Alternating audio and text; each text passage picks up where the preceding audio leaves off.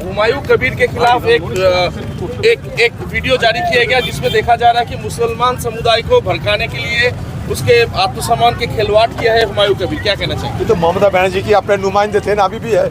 ममता बनर्जी की इनके खिलाफ कोई कार्रवाई तो नहीं की, अभी भी उनकी पार्टी का ही एमएलए है वो, और उनको जरिए पिछले 2024 साल के चुनाव में ये दंगा फैला ही ममता बनर्जी, और दंगा फैलाने की वजह ये था मुझे हराने के लिए और समुदाय की भीतर विभाजन करने के लिए। दादा 1000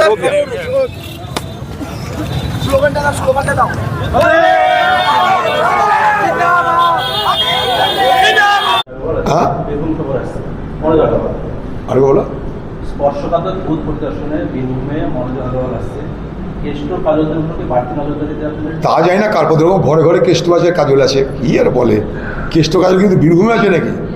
দিদি মাল্টিপ্লিকেশনে বিশ্বাস করেন, প্রত্যেক শহরে প্রত্যেক জেলায় কেষ্ট কাজল আছে। বহরমপুর শহরে বলছে এখন থেকে তো মানুষদেরকে বলা হচ্ছে যারা ভোট দেবে না তৃণমূলকে তারা যেন ঘর থেকে বার না হয়, কারণ তারা নাকি সব জানতে পারছে কারা ভোট দেবে কারা ভোট দেবে না। তারা এমনও বলছে বাড়ি বাড়ি গিয়ে যে আপনাদের বাড়িতে মিষ্টির প্যাকেট চলে আসবে, কিন্তু ভোটের দিন আপনারা যাবেন না, আপনার বাড়িতে মিষ্টির প্যাকেট আমরা পাঠিয়ে দেবো।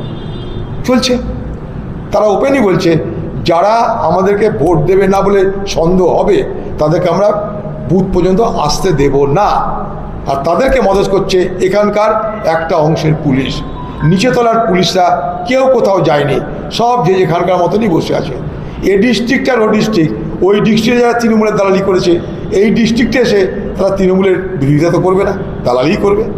জায়গা পরিবর্তন হতে পারে, দালালির দালালির তো পরিবর্তন হবে না।